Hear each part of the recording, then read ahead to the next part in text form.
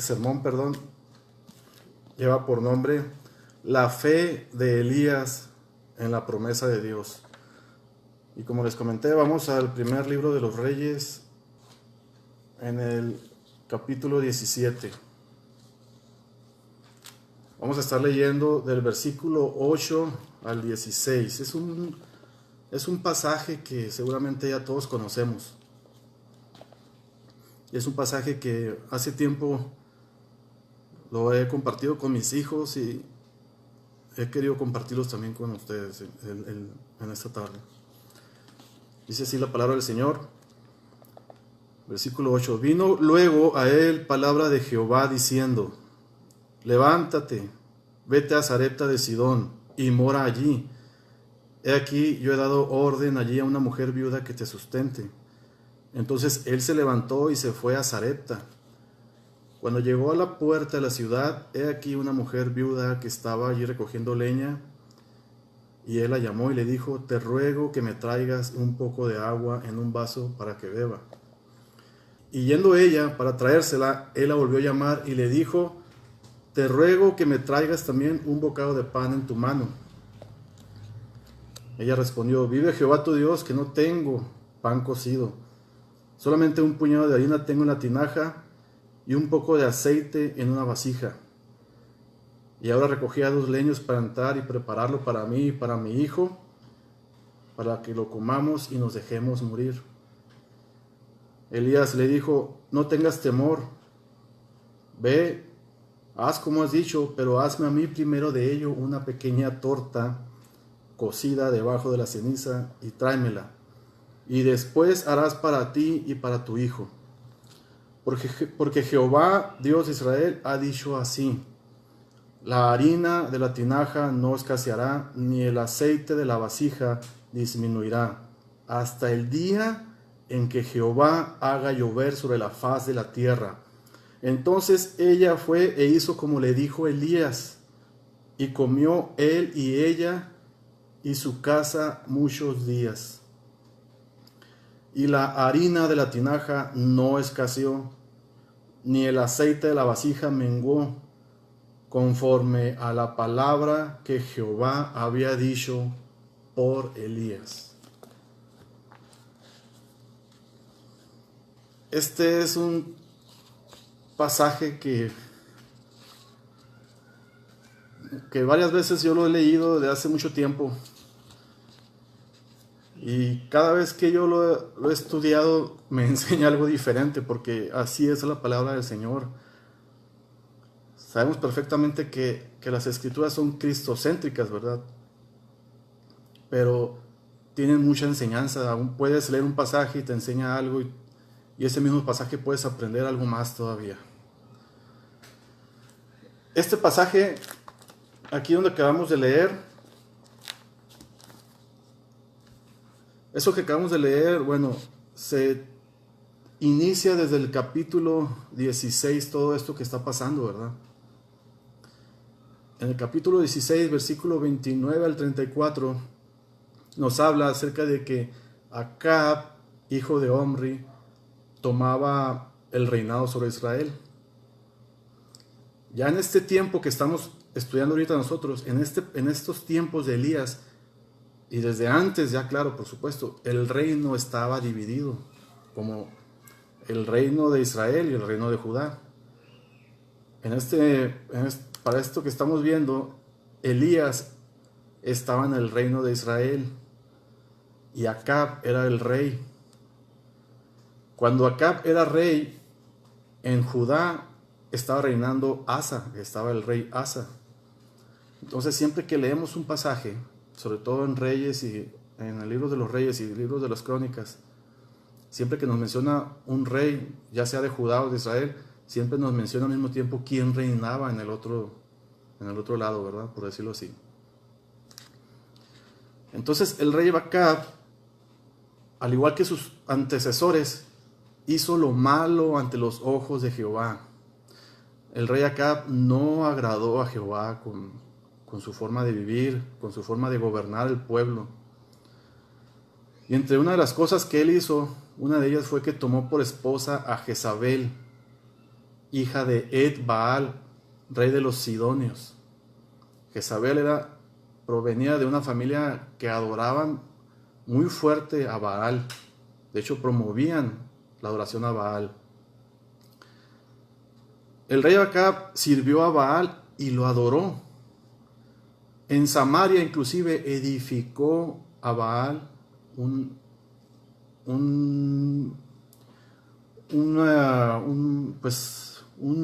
edificó al dios Baal para que lo adoraran, y también edificó un altar.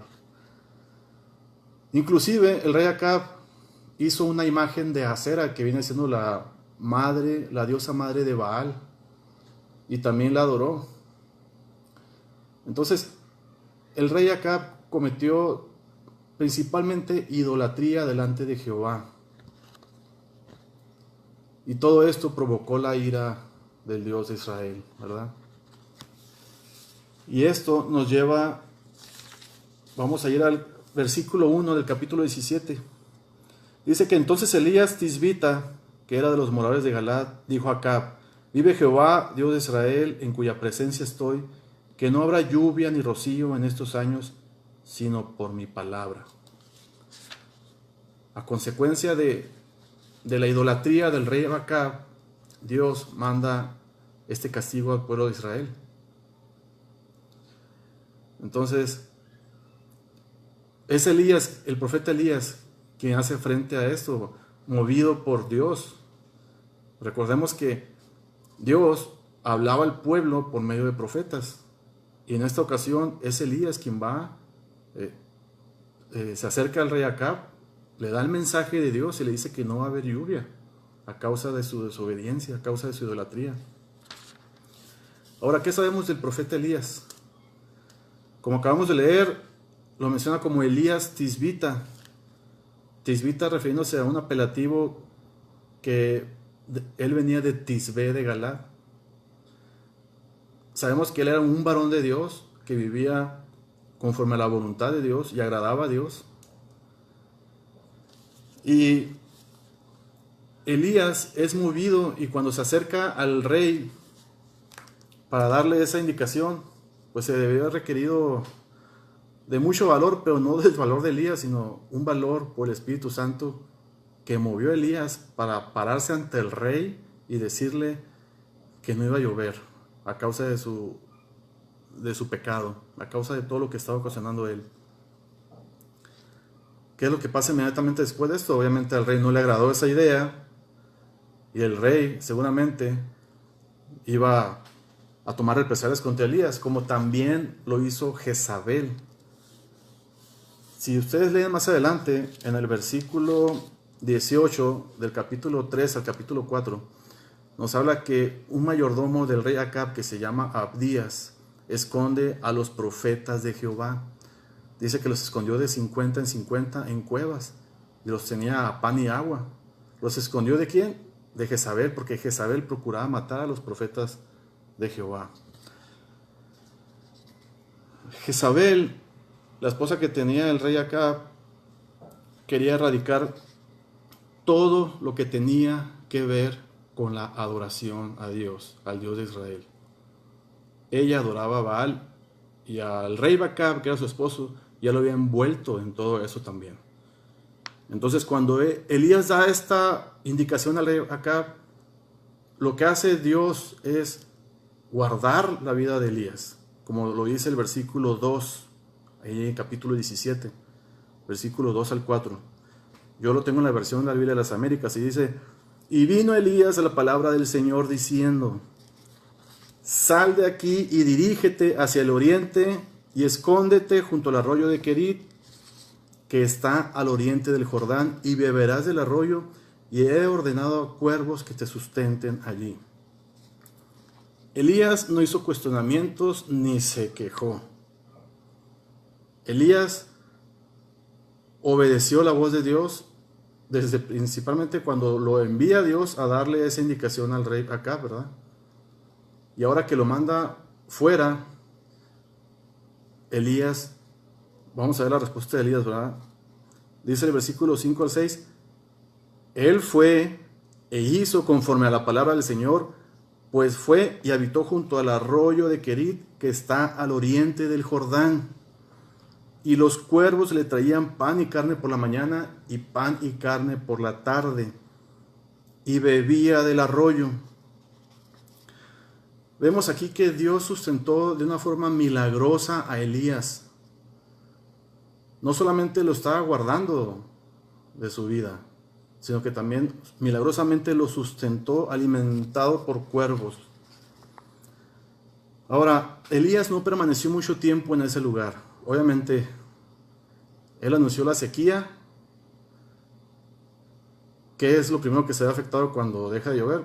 Pues se secan los ríos, los arroyos. Entonces, Dios de Israel lo vuelve a mover porque el arroyo se secó, como lo dice en el versículo 7. Y sucedió que después de algún tiempo el arroyo se secó porque no había caído lluvia en la tierra. Ahora, Dios tenía el control de la lluvia, como acabamos de ver, porque fue Dios quien paró la lluvia, o mejor dicho de otra forma, cerró las puertas de las nubes y cesó, no, dejó de llover. Al dejar de llover, lo que pasa, pues obviamente, como dije, se secan los arroyos, los ríos, pero no es que se le haya salido de control a Dios esta parte, ¿verdad? Dios nuestro Señor, cuando da esta orden de que no llueva por muchos días, aunque más adelante dice que por 3 años y medio, Él sabía perfectamente que se iban a secar los arroyos. No fue algo que se le salió de control a nuestro Dios. Un ejemplo parecido en la actualidad podría ser esta pandemia que estamos viviendo. Dios en su soberanía es el que permitió que esta pandemia se presentara, ¿verdad? Que este virus llegara, porque Él lo permitió, y todo lo que se ha desencadenado, las consecuencias que ha habido, tanto buenas como malas, es porque Dios así lo permitió y no porque se le haya salido de control. La pandemia no se salió de control porque a Dios se le haya salido de control, hermanos. Él es soberano. Debemos de comprender esa parte, y Él, aunque en el momento no lo comprendamos, apoyémonos en Cristo y pidamos al Señor que nos guíe, ¿verdad? Si no hemos entendido esta parte. Ahora bien, se secó el arroyo, ¿y qué es lo que pasa? Volviendo a nuestro pasaje, Dios vuelve a mover a Elías, y es aquí donde entramos ya de lleno al pasaje donde empezamos a leer, que es en el versículo 8, donde Dios le da la orden otra vez a Elías y le dice: vino después a él la palabra del Señor diciendo: levántate, ve a Sarepta que pertenece a Sidón, y quédate allí. He aquí, yo he mandado a una viuda de allí para que te sustente. Ahora Jehová está mandando a Elías del arroyo de Querit a Sarepta de Sidón. Estamos hablando de que, viendo en el mapa, es una distancia de 160 kilómetros, y obviamente la recorrió él caminando. De aquí, de Juárez a Villahumada, son 123.8 kilómetros en línea recta, para que nos demos una idea, ¿verdad? Tenían todavía 40 kilómetros más. Pero aquí lo interesante es que Dios está enviando a Elías a Sidón, que era donde vivía el padre de Jezabel. El rey de Sidón era el padre de Jezabel.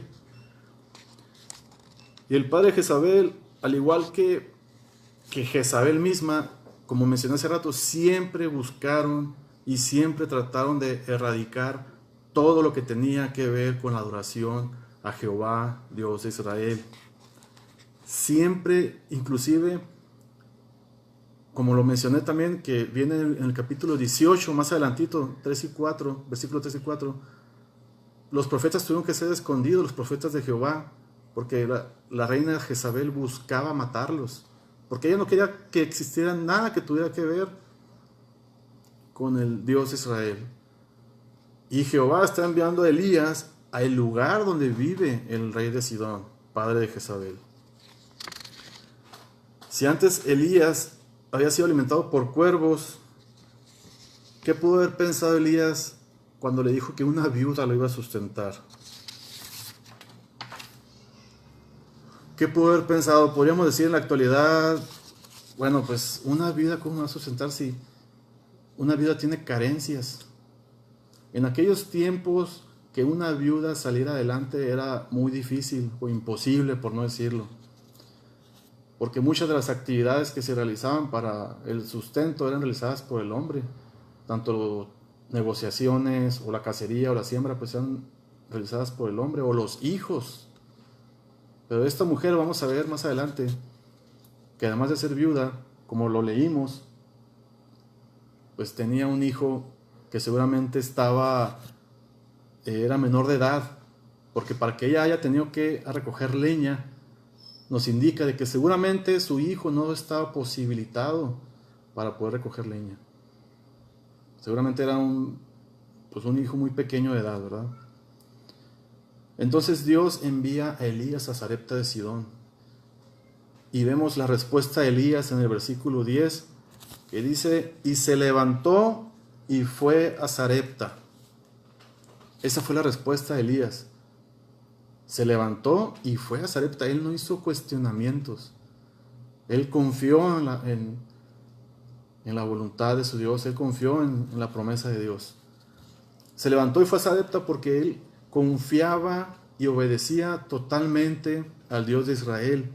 Y en la Biblia vemos varios ejemplos de hombres que obedecieron a la voz de Dios sin hacer preguntas a Dios, simplemente obedecían a Él. Y uno de ellos, hay varios ejemplos, pero voy a listar únicamente dos. Es en el libro de Génesis, capítulo 6, versículos 12 al 14, cuando Dios ordena a Noé que construya un arca para el diluvio. Dios, y ese lo pueden leer con más calma más adelante, explica que Dios le da esa orden a Noé, le dice y le da las indicaciones de cómo debe ser el arca. Dios no le pregunta a Noé, ¿podrías construir un arca? No, Dios le ordena a Noé construir un arca, ¿verdad? ¿Cuál fue la respuesta de Noé? En el mismo capítulo 6 de Génesis, en el versículo 22, vemos la respuesta de Noé. Dice que, y así lo hizo Noé, conforme a todo lo que Dios le había mandado, así hizo. O sea, no solo obedeció Noé, sino que puso atención a la orden de Dios y obedeció. Así lo hizo. Y es interesante recalcar que Noé ni siquiera conocía lo que era un diluvio, hermanos. Noé no sabía a qué se iba a enfrentar cuando le dijo Dios que construyera un arca para un diluvio. No tenía ni la más mínima idea, pero él así lo hizo, como dice el versículo 22. Hay otro ejemplo que conocemos todos, es en el mismo libro de Génesis, capítulo 12, versículo 1, que dice, y el Señor dijo a Abraham, vete de tu tierra, de entre tus parientes y de la casa de tu padre, a la tierra que yo te mostraré.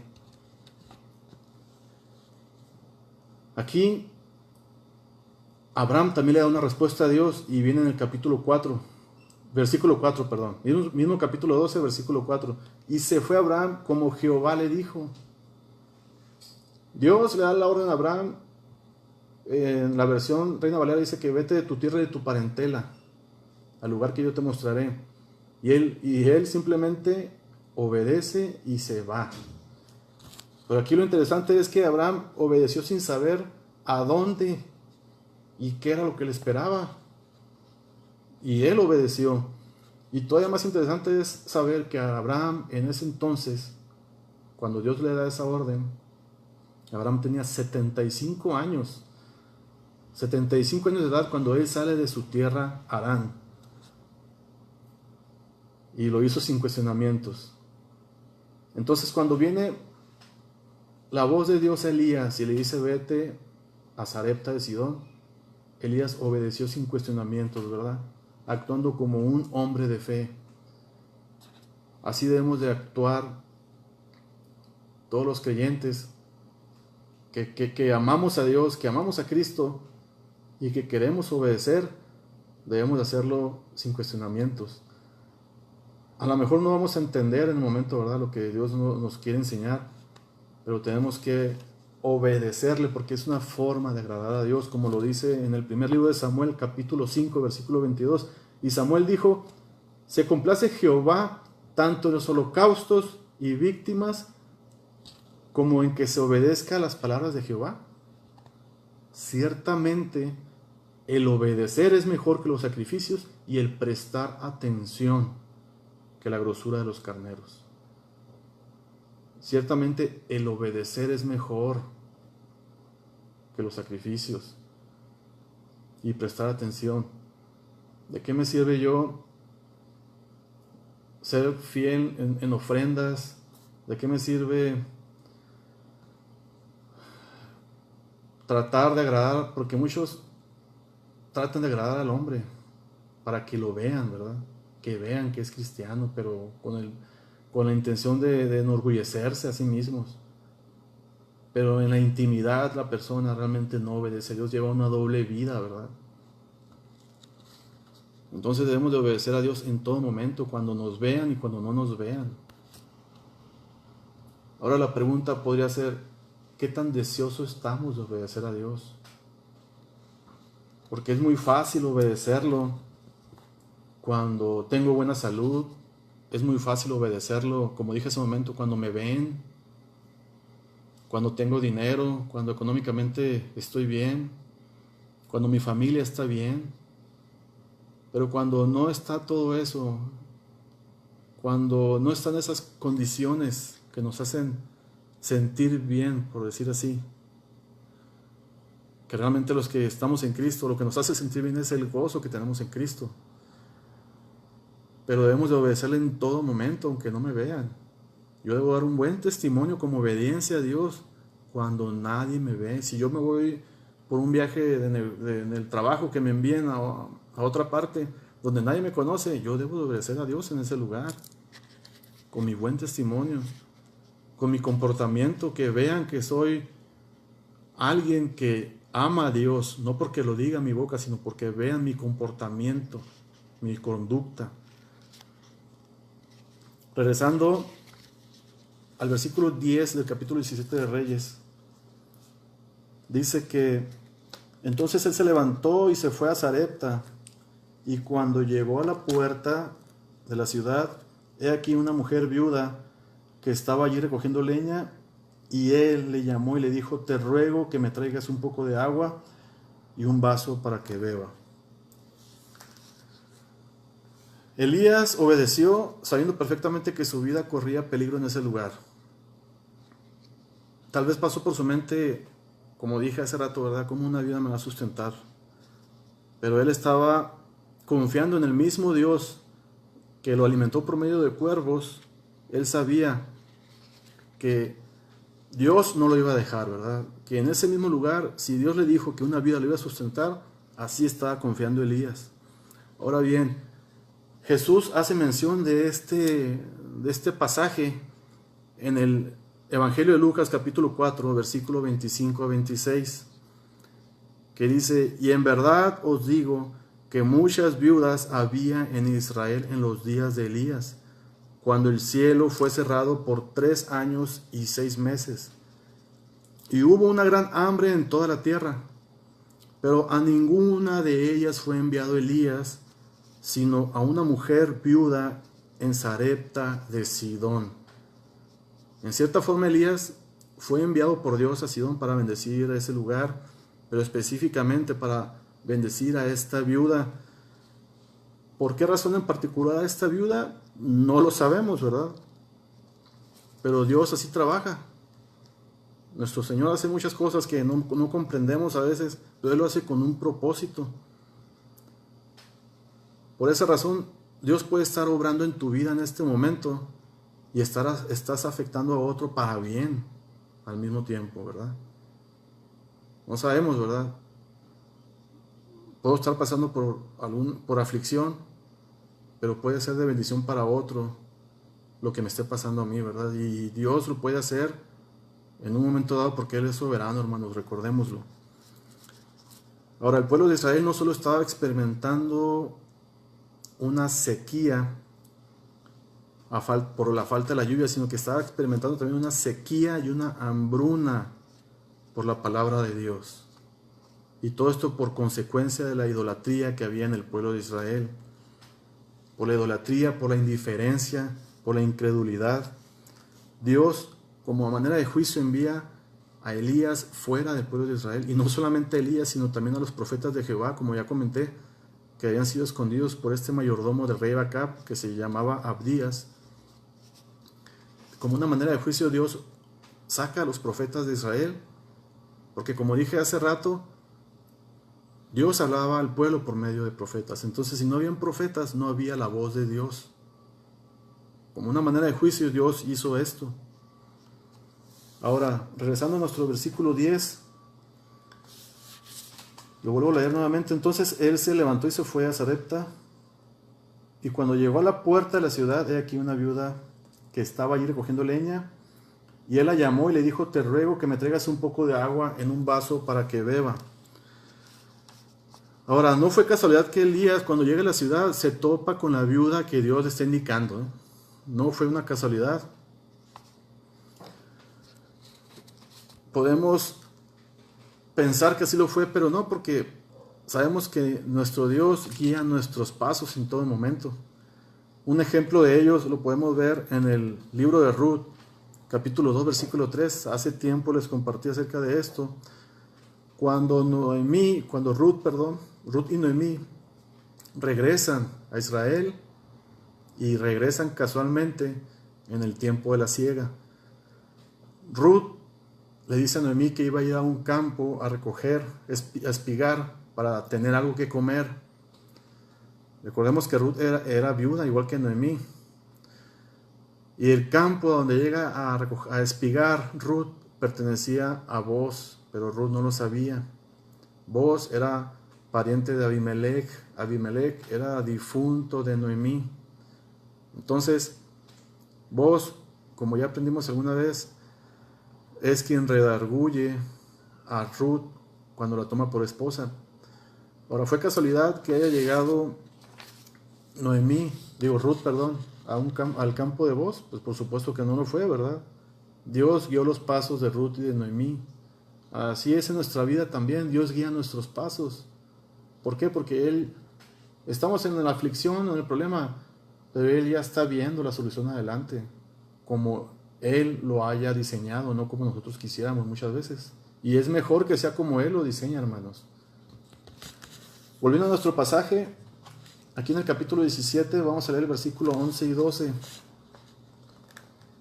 Dice que, y yendo ella para traérsela, él la volvió a llamar y le dijo: te ruego que me traigas también un bocado de pan en tu mano.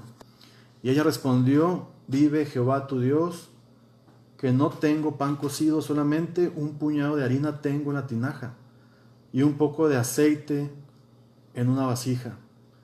Y ahora recogía 2 leños para entrar y prepararlo para mí y para mi hijo, y para que lo comamos y nos dejemos morir.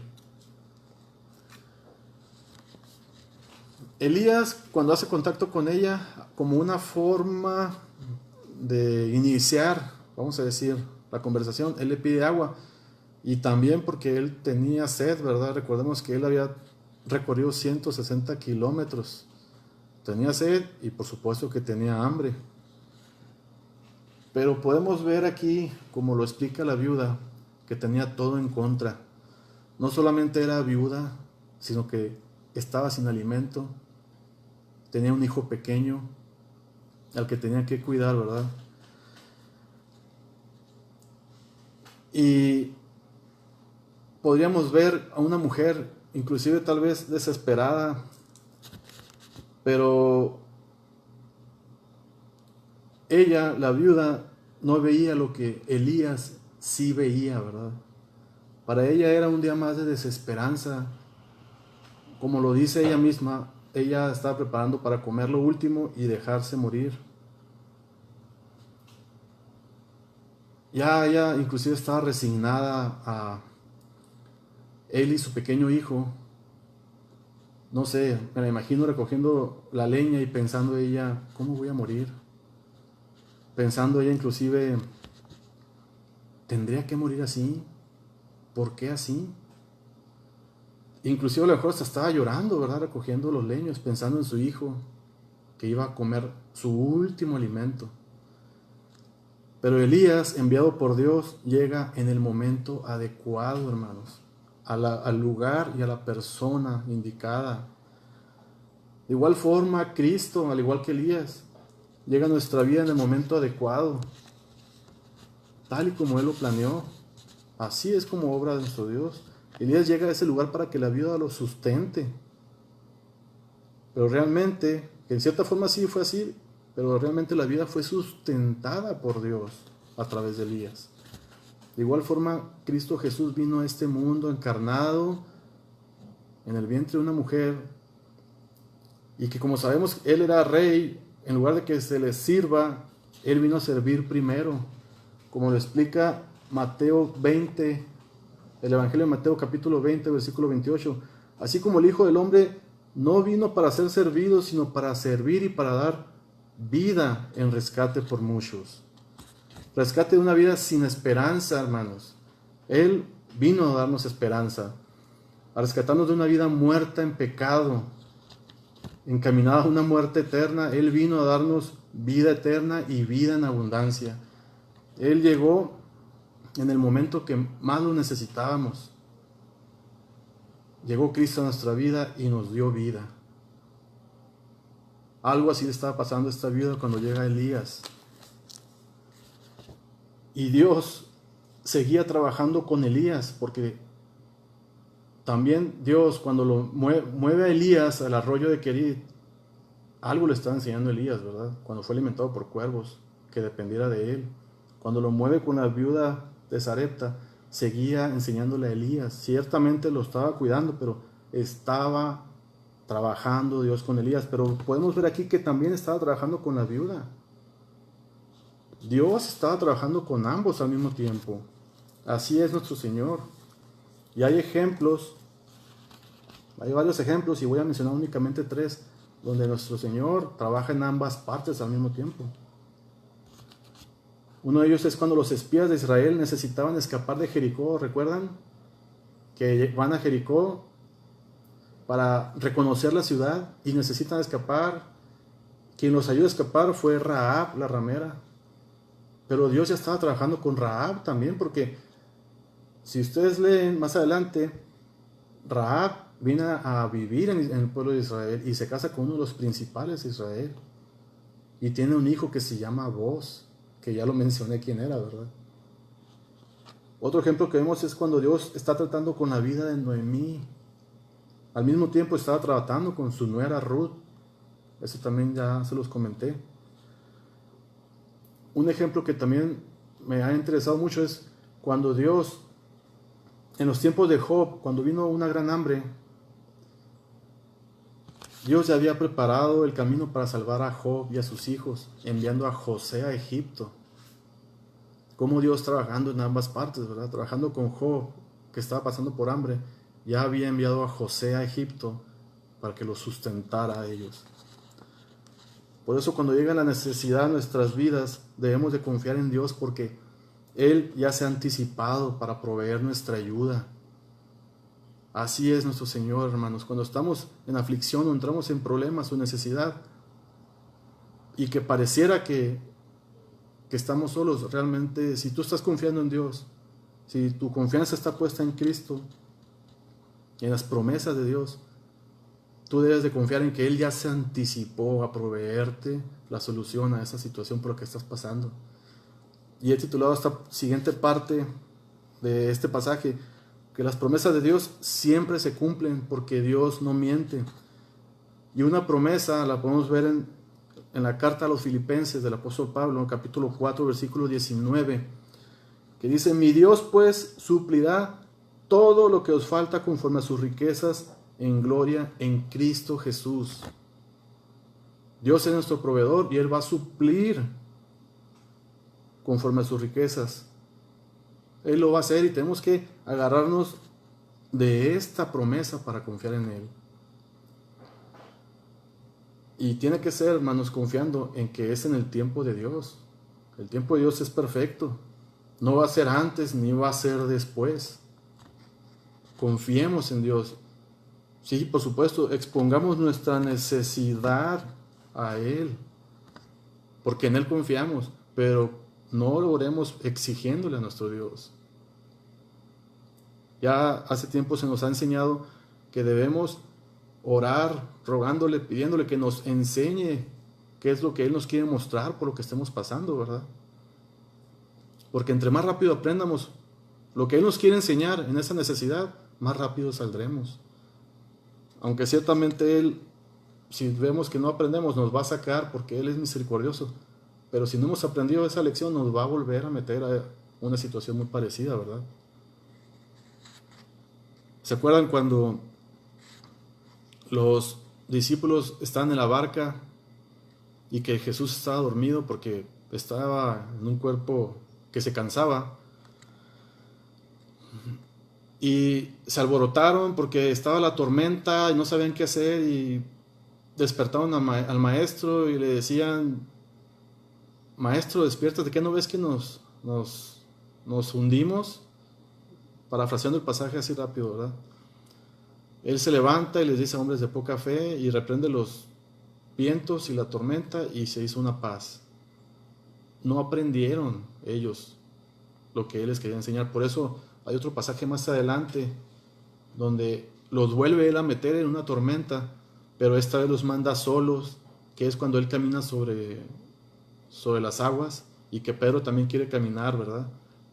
Bueno, ahí habían aprendido la lección, pero eso pasó porque no habían aprendido. Tenía que Él nuevamente hacer un escenario parecido para que estuvieran en una situación como la que Él quería que estuvieran y pudieran ellos aprender lo que Él les quería enseñar.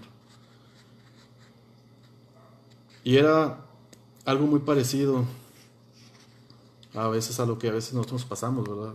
Tenemos que aprender lo que Él nos quiere enseñar por medio de las aflicciones. Regresando a nuestro pasaje, en el versículo 14, dice, bueno, el versículo 12, Elías le dice, en el versículo 12, la viuda se disponía a tomar su último alimento, como ya lo vimos.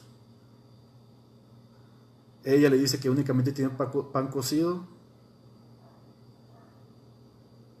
que solamente tiene un puñado de harina y un poco de aceite en la tinaja. Ella mentalmente ya estaba sugestionada, vamos a decir, no sugestionada, ya estaba dispuesta a tomar su último alimento, pero en el versículo 13 le dice Elías: no tengas temor, ve, haz como has dicho, pero hazme a mí primero de ello una pequeña torta cocida debajo de la ceniza y tráemela, y después harás para ti y para tu hijo. Elías le dice: no tengas temor, no tengas temor. No sé, a lo mejor la viuda pudo haber dicho: que no tenga temor, pues si no tengo ya para comer. Pero Elías le dice, le da indicación cómo lo haga, y le dice: y primero a mí, le dice, primero a mí. El versículo 14 nos dice en qué estaba confiando Elías. Y en cierta forma esta mujer también confió en lo que le dijo Elías.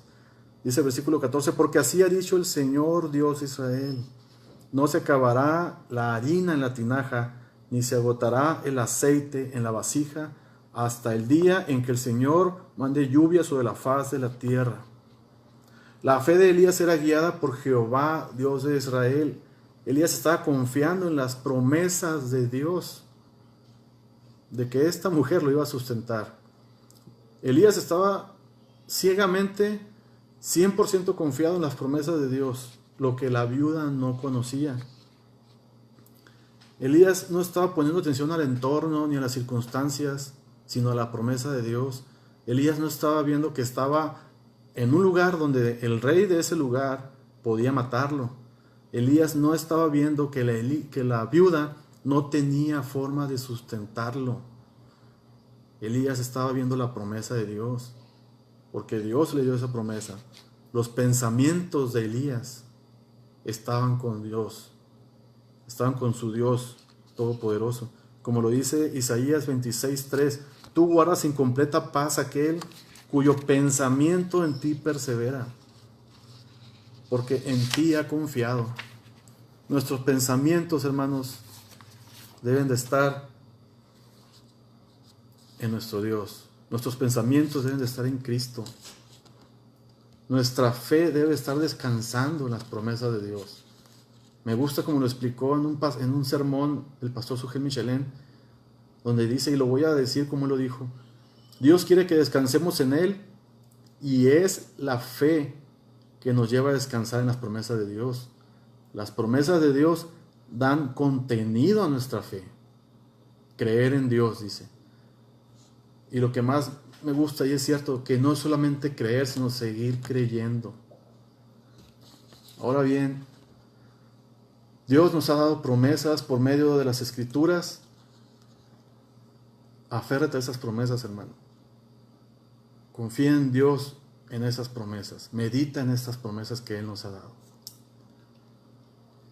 Y vienen muchas promesas, pero yo solamente te voy a mencionar una. Y esta fue, bueno, ya mencioné la de, como dije en Filipenses 4:19, ¿verdad? Mi Dios pues suplirá todo lo que os falta conforme a sus riquezas en gloria.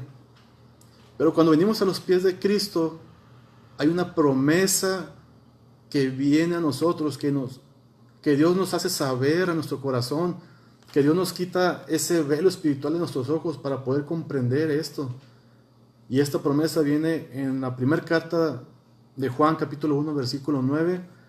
Dice: si confesamos nuestros pecados, Él es fiel y justo para perdonarnos los pecados y para limpiarnos de toda maldad. No dice de algunos pecados, dice de toda maldad.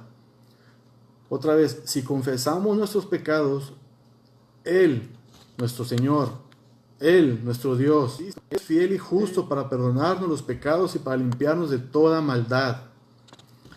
Dios, por medio de Cristo, nos perdona cualquier pecado, hermanos. Aprópiate de esa fe, de ese perdón en Cristo Jesús, aunque no sientas el perdón. Hace poco, nuestro hermano Heriberto nos compartió un mensaje acerca de los sentimientos. Pues así es, ¿verdad? No podemos guiarnos por los sentimientos.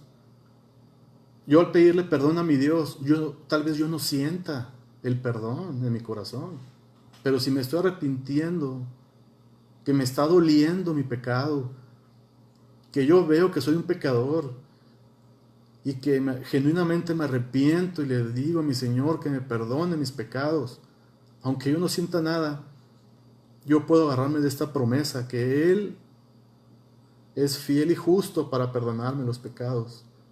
Él es fiel y justo, yo no soy fiel ni justo, Él sí lo es. Y por medio de Cristo, Él me limpia de mis pecados. Y gracias a Dios que primero llegó su misericordia a nosotros y que Él depositó su justicia en Cristo. Porque cuando lo envió a la cruz, lo envió para depositar esa justicia que era para ti y para mí, hermanos. Entonces, ¿en qué vas a creer? ¿En los sentimientos de tu corazón o en las promesas de Dios, verdad? En las promesas de nuestro Dios, porque Él cumple sus promesas. Él nunca se arrepiente de lo que nos promete. Como dice en el libro de Números, capítulo 23, versículo 19, Dios no es hombre para que mienta, ni hijo de hombre para que se arrepienta. Él dijo y no hará, dice el texto. Habló y no ejecutará. Entonces, agarrémonos de esas promesas. Él nos perdonará nuestros pecados, aunque a veces pueda venir a nuestra mente pensamientos engañosos y diciendo: ¿cómo te va a perdonar por eso que hiciste? Lo que acabamos de ver dice que Él es fiel y justo para perdonar los pecados y para limpiarnos de toda maldad. Aprópiate de esta promesa y Él hará la obra en tu vida. Regresando a nuestro pasaje en el capítulo 17 de Reyes, en el versículo 15, dice que entonces ella fue e hizo como le dijo Elías, y comió él y ella y su casa muchos días. La harina y el aceite nunca faltaron, ¿verdad? Ella obedeció en la peor condición de su vida en ese momento. Y le cocinó a Elías primeramente una torta y debajo de las cenizas, como le dijo Elías. O sea, ella confió en esa promesa que ella no escuchó, pero que Dios se la hizo conocer por medio de Elías. Y todavía sigue la indicación de Elías y le dice, pero primero a mí tráeme y después a ti y a tu hijo, ¿verdad? Fue fácil para ella obedecer en la peor condición de su vida, en el peor momento de su vida, no fue fácil, pero ella obedeció. Y es difícil vivir en obediencia cuando a veces las circunstancias no son favorables, por supuesto, ¿verdad? Cuando las circunstancias o la aflicción que estamos teniendo nos quite las fuerzas de orar, o nos quite las fuerzas de leer la Biblia, de meditar en las Escrituras. Pero aún en esa situación, hermanos, nosotros debemos darle primero a nuestro Dios. Como esta mujer primero le hizo la torta a Elías, nosotros debemos darle primero a nuestro Dios. Todo lo que tenemos no es de nosotros, es de nuestro Dios que es soberano. De ahí que, aunque yo no tenga ganas de orar por la aflicción que esté pasando o el problema, yo me debo de hincar, orar a mi Señor y decirle, Señor, no tengo ganas de orar, la verdad. Y platica con Él, ¿verdad? Decirle, Señor, no tengo ganas de leer y meditar en la Biblia, pero ayúdame a orar, ayúdame a leer la Biblia. No nos estamos reuniendo físicamente, pero cuando esto se reanude y nos congreguemos nuevamente, tal vez en algún momento no vas a tener ganas de ir al servicio de adoración, pero dile al Señor, Señor, no tengo ganas, pero voy a ir. Y yo te ruego que hables a mi corazón por medio del mensaje. Debemos de forzar esta carne, este cuerpo, porque la carne no quiere, ¿verdad? Pero debemos empujarlo con la ayuda de Cristo, hermanos. ¿Qué dice el versículo 16? Regresando a nuestro pasaje. Dice el versículo 16 que, y la harina de la tinaja no escaseó, ni el aceite de la vasija menguó, conforme a la palabra que Jehová había dicho por Elías. El resultado de la obediencia de esta mujer fue que Dios fue su proveedor. Dios fue el proveedor de esta mujer. Estaba siempre la misma cantidad de harina, la misma cantidad de aceite, no había más, no había menos. Posiblemente porque Dios quería que esta mujer aprendiera a depender de Dios. Podía haber nuestro Dios haberle surtido unas 3 tinajas de harina, unos 4 contenedores de aceite, claro que sí, hasta más. Pero lo que nuestro Señor quería era que ella aprendiera a depender de Él. Así debemos nosotros también aprender a depender de nuestro Dios, porque Él es nuestro proveedor. Capaz de que si le hubiera surtido tanto a la viuda, al enterarse otros que estaban en necesidad, que no lo merecían, hubieran ido y hubieran saqueado a la viuda, hasta hubiera sufrido violencia, ¿verdad? Entonces, de cierta forma podemos entender que tal vez inclusive Dios la estaba guardando de eso o de otros peligros, ¿verdad? A veces Dios únicamente nos da lo que necesitamos o lo que Él sabe perfectamente que necesitamos porque nos guarda, hermanos. Y a veces no lo vemos. Aprendamos a confiar en nuestro Dios. Ya por último, hermanos, llego a la conclusión de este pasaje. Y quiero citar en el libro de Lamentaciones, capítulo 3, versículo 22 al 23, dice que las misericordias del Señor jamás terminan, pues nunca fallan sus bondades. Son nuevas cada mañana. Grande es tu fidelidad, oh Dios. Sus misericordias nunca terminan. Nunca fallan sus bondades, hermanos. Así es nuestro Dios. Debemos ser obedientes ante Él en todo momento, sin importar nuestras circunstancias. El mejor ejemplo es Cristo Jesús, que fue obediente al Padre. Y fue obediente sabiendo a todo lo que venía a este mundo, ¿verdad? Él vino a morir por nuestros pecados. Él ya lo sabía y aún así obedeció al Padre por amor a nosotros, pero por obedecer al Padre también. La fe nos lleva a descansar confiados en las promesas de Dios. Nuestro Señor Dios siempre cumple sus promesas, como lo vimos en Números 23, 19. Él siempre va a cumplir, Él no se va a retractar siempre que nosotros busquemos ser obedientes a Él. Y debemos ejercitar nuestra fe apoyándonos en estas esperanzas, hermanos, en estas promesas. Nuestra fe debe estar apoyada en las promesas de Dios porque Él así nos lo está enseñando por medio de las Escrituras. Tenemos fe en las Escrituras porque es palabra viva y es inspirada por el Espíritu Santo. Nuestra fe es guiada por medio de las Escrituras porque nos alimentamos de ella y nuestra fe también se fortalece. Como dice en la segunda carta a Corintios capítulo 5, versículo 7, porque por fe andamos, no por vista. No veamos las circunstancias, no veamos lo que esté pasando afuera. Es difícil, sí, es difícil, pero nos está enseñando nuestro Señor que nuestra fe debe estar puesta en Él, no en lo que veamos. Por último, las circunstancias, las aflicciones vienen a nuestra vida porque Él está trabajando con nosotros y Él quiere formar en nosotros el carácter de Cristo.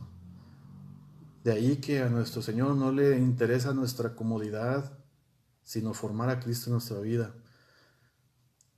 Soy a lo mejor un poco duro que no le interesa nuestra comodidad, pero es que realmente tenemos que parecernos a Cristo para poder llegar a Él algún día. Y lo que podamos padecer aquí es temporal, hermanos. Esto es transitorio, esto se va rápido.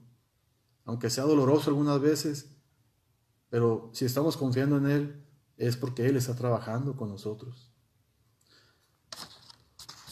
Espero que haya sido de bendición para tu vida, como lo fue para la mía. Confiemos en las promesas de Dios. Dejémonos guiar por la palabra de Dios para que nuestra fe siga creciendo. Busquemos a Dios no solamente meditando las Escrituras, sino también en oración. Y que Él continúe haciendo la obra en nuestras vidas. Vamos a orar.